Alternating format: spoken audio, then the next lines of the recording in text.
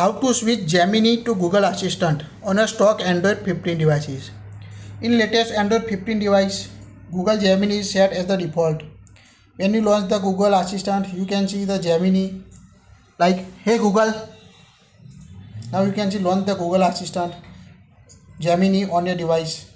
To switch between these, open the app drawer on your device, tap the settings app and search for the Google. Tap on a Google.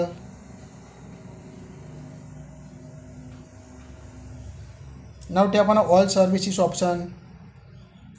Now scroll down again. At the bottom you can find settings for Google Apps. Tap on it. At the top you can see search, assistant and voice option. Tap on it. Now here you can find the Gemini option. Tap on the Gemini. Now again scroll down.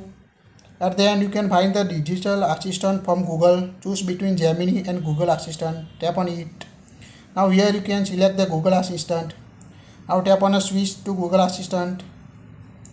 Now switch your Google Assistant on your Android 15 and other device. That's it. Please like it, share it.